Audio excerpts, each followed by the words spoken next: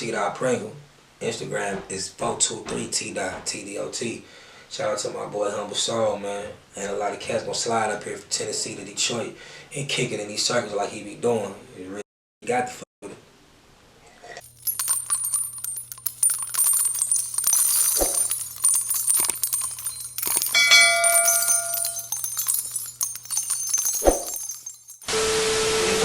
I came home and masked up, it was Halloween a couple years ago. Guess they ain't think that I was coming back. I stayed focused, nigga, body squats and jumping jacks. Bust that bitch down, kick it off, now bitch run it back. Before I light this bitch up like a thundercat.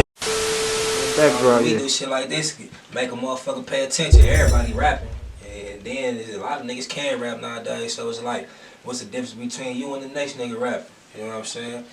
So, you know, you just do some cheesy shit. This shit hot, alright. Let me show you something what I can do with this motherfucker. Sure. Man, how often you in the studio recording? Shit, on some real shit, I be bullshitting, for real. If it was up to me, if I had the time, I'd record.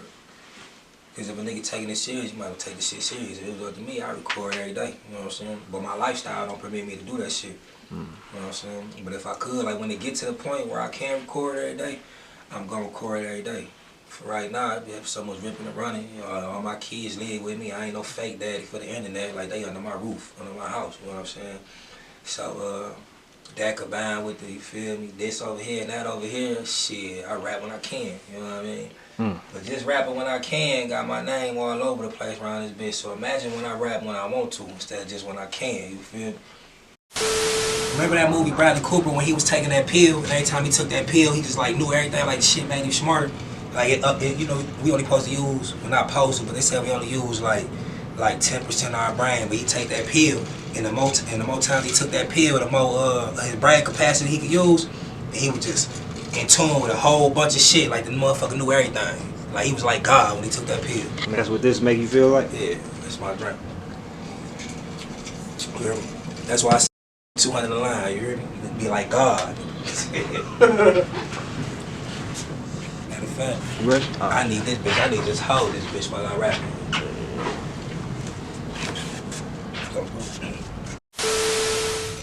Tdot Pringle, you see we at work with it. Shout out to the AHumbleSoul, Think Time, ATI, neighborhood in this bitch. Beautiful. Let's get it.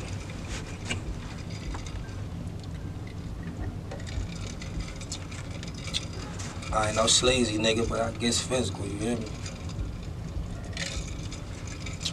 I'm tired of this fake op shit. Same ones used to look up to a nigga before they hop dick. How you beef with Pringle and you ain't get shot shit? How you toting that Gen 5 rapping about that Glock switch? Must be off that meth or something, got me as they topic. Like I don't come with 223s, red dots and optics. Like I won't blow these papers and hide somewhere in the tropics. Like I ain't jumped out bushes with some niggas that you rock with. These boys be talking foolish, I'm just cooler, know I got this. They wanna let me out that system, Lance and think I'm high risk. Don't play with me, little bitch ass nigga, go play with your Oculus. Before I had your mama in there arguing with your doctors. Act like you want some static, make me rearrange them chakras. They heard them shots across that ad from Arlington to Shaka. Don't park your shit at Papa's. Don't park. Take it back. That's hard, bro. That's on like, what's that? What's the name of that? That's Sleazy Flow. I just redid another song that a nigga already did. I just be doing other people's beats and dropping that shit, just, you feel me? Content. I don't see you reading nothing. This off the dome? I mean, this shit I thought of and I ain't forget. Oh, you just okay. Yeah. I'm able to remember my shit. I got that little, it's that drink. So open up that little part of my brain, I'm telling you. Same ones used to look up to a nigga before they hop dick. How you beefing with Pringle and you ain't get shot shit? How you toting that Gen 5 rapping about that Glock switch? Must be off that meth or something, got me as they topic. Like I don't come with 223s, red dots and optics. Like I won't blow these papers and hide somewhere in the tropics. Like I ain't jumped out bushes with some niggas that you rock with. These boys be talking foolish, I'm just cooler, know I got this. They wanna let me out that system, Lance and think I'm high risk. Don't play with me, little bitch ass nigga, go play with your Oculus. Before I had your mama in there arguing with your doctors. Act like you want some static, make me rearrange them chakras. They heard them shots across that ass from Arlington to Shaka. Don't park your shit at Papa's, don't shop at that Foot Locker. Still mixing up that crocker. Gon' make me bake this cake and cut a slice for your little partner. There's so many niggas out here wanna fuck with us, but be around some lame ass niggas that don't fuck with us. Shout out my nigga Tizzle, Brody wanted to see me winning. We was about to get shit cracking before they did that, which they didn't. Cousin Neil just gave that time back. We was in there crippin', night fights 20 deep. Neighborhood was in there trippin'. Why they call this bitch a 30? Plus the head is Scottie Pippen. These niggas rapping, it's my rap sheet, it's a difference. Pringle, nigga. Oh yeah, keep that drink at the end too. Alright, and that's the end of the day's work. I say, I want to get this disclaimer too, you feel me? Because this is my preference. I don't want y'all to think that I'm promoting this shit for everybody else to drink. I drink this shit because it be a lot of shit going on in my mind, and I feel like this is slow my mind down so I can focus on my task at hand. I'm not promoting the next person to drink lean for whatever you going through. This is what Tdot prefer, you hear me? And I don't even do this shit all the time. I just feel like, you know, this shit help my creativity. So what you got in your cup right now? I thought that shit Bradley Bill was taking in that one movie, the pills he was popping when they unlocked his brain, that infinity juice, you hear me? It ain't nothing but a little, you know, a little Houston, a little H-Town. Oh, okay. I thought they I thought they discontinued I guess it's certain types, certain brands, like the activists. Yeah, they discontinued activists. But not the like Walk Hard and Bar National and all that. They ain't discontinued. I ain't seen no Walk in a minute. I know it's still out, but I know for sure High Tech, Quagan, all that shit, Walk's still around. But they supposedly discontinued activists, man. I still be hearing faint shit about it. You know what I'm saying? I ain't never seen it, but I be hearing people swearing that they done got their hands on something, but I know for sure. All this other shit, you know. I know the High Tech around for sure. For sure. I know that. Oh, dig that, man. So let's get into the interview, man. So, you know, man, AHumbleSoul, we checking back in, man. In the Midwest with it, got another exclusive. You feel me? You know, Tdot Pringle, man, 423 Gutter Boy in front of the camera. Appreciate you chopping up with AHumbleSoul, dog. What's going on with you? No doubt, no doubt. I'm just here at the studio handling my business. You know, we on the job site right now. You know, you catch me in rare form. You hear me? For sure. Nah, it's been dope, man, seeing you in that booth, bro. Like, lyrically, man, I don't know, man. It sounds like you got an ill pen game, man. I don't know who some of your influences are, but I don't know if I don't heard too many people kind of like on your level right now, bro, to be honest with you. Good looking, good looking. You know, it's a lot of cats that's hard out here, you feel me? But, you know, I do my thing, though. I do my thing in that bitch. AHumbleSoul. AHumbleSoul, you know? Ain't that the name of the game? For sure. Podcast, hashtag that. You know, I'm going to be humble. For sure, for sure. I know I'm a monster with this shit, though. I'm going to be humble. I'm going to say this, man. So I had an opportunity to chop it up with a handful of Inkster artists the last few times I've been up here in Michigan. And when I asked them, like, bro, like, who do y'all consider to be, like, the top lyricists, the top artists that they feel like can really put the city on the map, like, moving forward? Obviously, it's been people in the past, groups in the past, and I did their thing for Inkster. Right. But, like, the current, you know, like currently and, you know, the next generation, bro, your name always come up. Like, before I was even familiar with you, multiple people don't mention, like, Pringle. You know what I'm saying? But you personally, like, where do you put yourself, you know what I'm saying, in the list among Inkster artists putting on, you know what I'm saying, the next to really blow out the city? I mean, fuck where I put myself, you know what I mean? I know what's up with me, you know what I'm saying? Everybody else know I ain't gotta put myself nowhere. I know the people fuck with me tough. You know, the people think I'm next to blow. The people think I'm blowing, you know what I'm saying? Like any minute now, you feel me? So, man, that's how I feel. Any minute now, the door gonna open for somebody, whether it's me, whether it's Elo and Rudy, Microwave Man, Crud Chapo. The door gonna open all the way up, you know what I'm saying? Because I know we the ones who, I feel like it is in front of the people the most, you know what I'm saying? I think we probably dropping the most videos right now, people hearing about us the most. It's a lot more Inkster niggas that's hard, but I feel like people hearing about us the most right now, so I think the people, you know what I'm saying? I think the people feel like I'm next, you know what I'm saying, next up to do my thing the way niggas deserve to do it, you know what I'm saying? Everybody been heard about a nigga, everybody know we, you know what I'm saying, what's up with us. Niggas know we rap, niggas know we hard, niggas know we for real, niggas know we ain't no bitch ass, fake ass, lying ass, capping ass niggas, you know what I'm saying? So the respect on that end is there, you know what I mean? Nah, it's just like I remember when Herc was doing this interview with Kid L, he's saying people scared to fuck with Detroit after that Pac shit because it was too gangster, you know what I'm saying? One of my mans who tied into the industry real tough, you know what I'm saying? It's a lot of people that got on through the nigga. He told me personally that I'm just, you know what I'm saying, my whole shit situation is just a little intimidating to a lot of people that's opening the doors, you feel me? So I guess it's just all about establishing relationships, you know what I'm saying? I don't know if niggas feel like I'm just a little too hard, too real. For sure. And they want something a little lighter on the plate right now, but shit, soon as a motherfucker feel like they can, you know what I'm saying, work with this gangster shit and niggas who for real with it without being scared about it, shit, we'll be in there. We'll be in a minute. I mean, even saying that, bro, like, is the goal for you to go like commercial and mainstream, or do you want to stay independent? I ain't really tripping on going commercial and mainstream. My whole thing is I want to be able to put the proper bag behind my music. You know what I'm saying? The rapping costs money. Niggas can spit out his pocket all he want. Niggas ain't broke, niggas getting money, but at the end of the day, it's about doing shit the smart way. You know what I'm saying? When you really investing in your music career, you know what I'm saying, that shit come with a budget. You supposed to have a budget for your music. You know what I'm saying? You supposed to have a certain amount of money you spend it right here, right there, right there. You know what I mean? And I feel like I'd rather have that coming out of, instead of my pocket, I'd rather have a budget coming from a company that's pushing a nigga and wanting to see a nigga win, you know what I'm saying? Because you can do more with that. So fuck be a commercial or mainstream or whatever. I can stay independent. Just give me a partnership or some type of deal to where I can go ahead and push this shit like a machine to push it. You feel me? Because right, it costs like shit. Nigga really want to break a career without doing no goofy shit and going viral. You gonna, what Dolph say? You gonna spend about $250,000 breaking the record. You know what I'm saying? Niggas ain't out here just playing with no $250,000 to spend on music. You feel me? So you need that you need some type of you know, partnership or some type of little connection, networking than just yourself. You feel me? I mean, so professionally or like seriously, like dropping projects, how long have you been at it, bro? Professionally, shit, I just dropped my first project last year, I mean. When was that? Let me think about this shit for a minute. Pressure came out in 2021.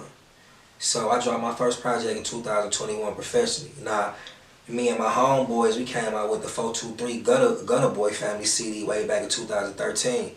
Now, you know, that shit fucked the streets up, you know what I'm saying? And that's back when all the Detroit artists was really starting to pop everywhere, you know what I'm saying? Bezo was popping, Peasy was popping, Dope Boys Cash Out was popping, the rest of the team, Eastside, you know what I'm saying? It was a lot of niggas popping at that time. Band Gang, shit, a lot of people was popping at that time, you know what I'm saying? So when we dropped our shit, we was popping right along with them niggas, you know what I'm saying? If we would have been able to stay at it right then in 2013, we'd be a household name just like everybody else. But that next year, after we dropped that, when we was working on our second project, Chop got killed. I got locked up, Scrap got locked up. Shortly after that, EJ got killed. You know what I'm saying? So that's why that shit ain't never happened how it was supposed to happen. You know what I'm saying? And then, really, when it comes to this music shit, I'm really the glue that make everybody want to buckle down and rap and pursue this shit. So when I get removed out the equation, it's like niggas ain't even got the inspiration to do that shit no more. You know what I'm saying? But and then I'm just going through it, you know, in and out, all this shit. But now that I'm back and I've been doing this shit consistently, you know what I'm saying, we making our traction. We catching our way. I mean, from then until this point, I know you were saying like Dolph said you need at least $250,000 to break a record, but how much would you estimate you and your crew done put into this music stuff so far, bro? If you could, like, count it up. I'd say how much we probably put $100,000 in this music. You know what I'm saying? That's a lot of money, man. In this music. And it's probably more than that. I just know it was at least that. I'm counting off the top of my head. I remember how much I spent just on one record. You know what I'm saying? When I was fucking with the DJs and I was fucking with the videographers and I was getting all my content and then just nigga buy clothes specifically for the video. You know what I mean? So it did promotion. You know what I mean? Then Google ads and all that shit. It's just like just doing the shit that needed to be done. At least some of the shit that needed to be done. You know what I'm saying? I think we spent about 100 bands. You know what I mean? 100 bands. But and that was back then. But looking at it now, I mean, I ain't gonna even say back then, but that's between then and now. But just looking at it now, for real, it don't take a lot. It don't take a lot to do this shit. You know what I mean? But Dolph was saying that on the commercial level. You know what I'm saying? Dolph was in a different bracket than niggas. You know what I'm saying? Like me. So if I want to go commercial, then I'm gonna take heed to what he said. He said it take $250 to break a record. I believe. You know what I'm saying? But just breaking onto the scene to where a nigga household name and the label's knocking, it costs money to stay in people's face and promote. You know what I'm saying? Just because you hard and you feel like your shit hard, that don't mean nothing. You can have a hard song and don't nobody that's supposed to hear it. You can be hot locally and it be some people that might got some connections, but that don't mean they gonna necessarily point that shit in your direction just because they like your song. You know what I'm saying? So, and then it's just different in Michigan, period. So, just because I'm hard, and like you say, you heard I was one of the hardest. I mean, you listen to my shit, you feel like I'm hard, one of the top niggas, but just because of that don't mean nothing. You know what I'm saying? That shit got to get to the right person that you feel like they can, you know what I'm saying, push that shit to the next level. You feel me? Oh, you into like the rap politics and networking and connecting with the right people to make sure you promote it the right way, or you just let it all be organic now? See, I just let this shit all be organic right now. You know what I'm saying? Cause it's always a rollout plan. You feel me? Right now, I'm just doing I'm just recording and just putting shit out there that I ain't even gotta pay and promote or pay for shit. I'm just putting content out there. Content is the name of the game right now. Consistency. Content rules. You feel me? So I'm just consistently putting content out there. I might rap over this beat, rap over that beat, throw that bitch out there, make a reel, make a trailer. You know what I mean? A TikTok or something. And I feel like it's time to roll out and then start to put that budget together and then execute a plan, and that's gonna be that. But right now, I'm just fucking with the content because you never know. You might go have some content that go viral and it might not even need the budget rollout plan. You know what I'm saying? You might not even need, you might just go viral on some content and not people looking for you on some content. Some shit you did basically for free. You know what I'm saying? For sure. Well, nah, man, before you keep going with the music, I love just to hear like a little backstory. I'm sure the viewers would like to know just a little bit about you, man. Like coming up in Inkster, like born and raised. Yeah, I was born and raised in Inkster. And across the Ave? Oh. No, I was born in the project. I was born in the gardens. You know what I'm saying? Break that. So for somebody who's not from Inkster, man, so it's different neighborhoods within Inkster. Yeah, you know, in Inkster, you got across the Ave, which is my hood. You got the gardens, which is the projects. You got Saigon, which is the other projects. You got the Middle East, and then you got Compton. You know what I'm saying? So it's like 5 little sections to Inkster. Now, I just stayed in all of them except the East. But, you know, I be in the East all the time. But I was born in the Gardens. I stayed in Saigon for a little period of time. I stayed in Compton, on Andover and Sylvia for a little bit of time. But I mostly grew up across the Ave, though. I moved across the Ave when I was like, I want to say 12, 13. I moved across the Ave, been across the Ave ever since. But before, the most time I spent in Inkster was in Compton on the other side. Sure. So what was your household like? Both parents in your life, siblings? Was it rough, middle class? How was it, dog? No, we weren't no middle class motherfuckers. It was a little rough, but you know, my pops was in jail. I ended up, my mama ended up meeting the nigga. I ended up having to step pops later on, but just regular family in the hood. You know, struggling. You know, I mean, I started. I remember when I was in high school. I ain't never stood in line for no J's, never had no new J's, never did none of that shit. And it really wasn't a big deal to me. I didn't really give a fuck, you know what I'm saying? But when I got to high school, there's a lot of niggas that I fuck with, a lot of homies I was cool with. You know, they mamas and daddies working at Chrysler Ford, whatever the case may be, and they was having the new J's. So now I'm seeing motherfuckers every time new J's come out, they getting the new J's, and I'm like, all right, I ain't even give a fuck about the new J's. And in my head, I know my mama doing the best she can. I ain't even about to stress her out for no new J's. But shit, I know how to get some money to get the J's myself. You feel me? So that's when I started fucking around and selling dope. I was like 14 years old when I started. So I started off selling weed. My uncles, you know, shout out to the twins. They had just came home from the feds. They was locked up in the feds for robbing banks. They had came home and they was you know, doing their thing. And they used to have a bunch of bud.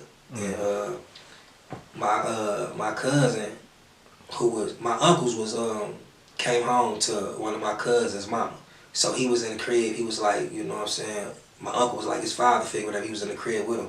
I made him go in they little stash and steal a bunch of weed, steal a bunch of zips of weed and shit. And that's how we first got on. And when they found out, my uncle was mad as hell. I'm talking about that nigga. He sent that nigga to Ohio, and he been living in Ohio ever since. He kicked that nigga out of Michigan, and he was in Ohio ever since. But that's when we first started fucking around. We used to have everybody at John Lynn bought weed from me. You feel me? But then after that though, that's when I had started fucking with the work. That's when I started selling dope. When I was like 14, the 9th grade. So you feel me? And stress my mom out with that shit, I'd get it myself. You know what I mean? Man, I was gonna ask you. You had a line in the song where you said, "I'm still that same nigga in the 8th grade with an 8 ball or something like that." Yeah, cause see, when I was in 8th grade, that's really the first time I even seen some dope. That's facts. But that wasn't that was facts. But that wasn't my dope. You know what I'm saying? I was doing some shit for one of the older homies. You know what I'm saying? Like they'd be at work doing their thing, and they'd leave me with they sack. Like, just when they come, they gonna give them this, they gonna give you this. Give them this, and they gonna give you this. And I'm like, all right, I know how much this shit is. You feel me? So when I was in 8th grade with that 8 ball, I was holding that shit and catching a little plays for somebody else. But in 9th grade, that's when I had jumped out and was doing that shit myself. You feel me? But in 8th grade, that's when I first got introduced to the shit because the older homie used to leave me with his shit while he went to work so I can catch his plays in the hood. You know what I'm saying? Man. My older homie, I ain't gonna even put him on blast like that because they probably still don't know, but it was it was my man though, you know, father figure type nigga. You know what I mean? So I don't want to just stay on dope or whatever, on drugs, but I do want to ask you this too. You know, when it comes to like hustling, some people are good at it, some people are better than others. Some people are able to make a lot of money. Some people are really wasting their time and should get a 9 to 5. But you got a line where you said that something about making your first 20,000 in a dope house. Right. Like, if you could go back to that time, man, how did it feel to actually have like that first 20,000, bro, all off your hustle? Yeah, well, just because I was in the dope house, I mean, I was selling dope. I made that 20,000 selling CDs other than T-shirts out the dope house. I was in the dope house. I had merch and shit. You feel me? I was selling bootleg CDs and you know what I'm saying. Oh, okay. And T-shirts and shit like that. You know what I'm saying. And I was you know what I'm saying, just doing little odd jobs, cutting grass and shit. But I was at the dope house after. You feel me? I was at the dope house doing that, you know what I mean? Had my little business going, you know what I mean? Man, how did it feel that 20,000 though? 20,000 actually selling dope. But, yeah, I ain't say necessarily, but you said that's the line that you had in your music, but how did it feel though, bro, having your first 20 bands? I mean, back then 20,000 was a lot of money. What age we talking about? What age was that? That was when I came home from the joint, the first time. So I was like 23. I went to jail in high school, so 20,000. Yeah, I went to jail when I was in high school. I got out the joint 6 years later. I was 23 when I got out the joint, and that's when I first started seeing some real money like that. Before then, I was able to take care of myself, and I had, you know what I'm saying, I had more money than the average niggas around me. You know what I mean? But just being able to hold 20,000 though, I wasn't doing no shit like that in high school, and then I got locked up in high school, so. When I came home, I was grown, you feel? I'm about to be just no regular devil nigga struggling, you feel? Man, I want to ask you about what led you to prison or jail or whatever, but before that, man, like, although you was hustling, like, what type of student were you? Were you pretty smart or were you one of the... Yeah. So what were you like, man, in high school as a student? Did you have like a favorite subject, or did you feel like you had interest in pursuing college and having a career? What was the goals for you back then, bro? Yeah, for sure. I don't know about pursuing. I didn't think about pursuing no college till I played football. I ended up getting. I went to juvie when I was in high school. When I got out of juvie, I was behind in school. You know what I'm saying? So I wasn't really thinking about school like that. But then I had left the hood and went to school in the Burbs for like a year when I was 16. What area did you go to? I went to Livonia. I went to play football for Livonia. Livonia. And I was good at that shit. You know what I'm saying? That's when I was getting recruited. You feel me? First time touching the ball, I scored like a 70-yard touchdown. So it was people talking about me going to college. You feel me? So that's when I started to be like, all right, bet. But then I got put out of school because I had beat up the tight end on the team, and the nigga ended up having a seizure in the locker room and shit. So I ended up getting put out that school and went back to the hood. So the football dreams was through after that. And since I wasn't playing football, I wasn't thinking about going to college, shit like that. So that was the end of that. You beat up the tight end and he had a seizure? Yeah. I mean, I only hit the nigga like once or twice, but he just had a seizure when I hit him. I hit him and the nigga hit the ground kind of hard, the back of his head and shit. He just started shaking and shit. You know what I'm saying? So I just got the fuck on. They called me like he's still in the locker room shaking. Damn. Yeah. So you pretty nice with your hands? I mean, I got the first hit. That shit. So I don't know what happened if he would have got the first hit. I know I got the first hit. Shit, that was it. After that, shit. Yeah. For sure. So you say you was being recruited and all of that though. Mm-hmm. So you feel like you could have went pro if the steps was aligned the right way? Yeah, I don't think if I never would have got out of school, I don't know if I would have went pro. I would have went to college. You would have got a scholarship. And then I probably would, I could have went pro. D1? Yeah, I could have went to D1 for sure. One of my homeboys went to Michigan State, Keyshawn Martin. Ended up playing for the NFL and everything. Mm-hmm. One of the other Miles and Mitchell White, they twins. Mm-hmm. Actually, one of them is why I beat the dude up, because he was picking on them on some racist shit. What? So, yeah, and they was a grade younger than me, so when I peeped it, I wasn't feeling it, so I tightened him up when we got to the locker room. Mm-hmm. But they had went to D1 and they played in the NFL too. Mm-hmm. Yeah, I mean they still fuck with me to this day. Shout out my boy Miles Mitchell White.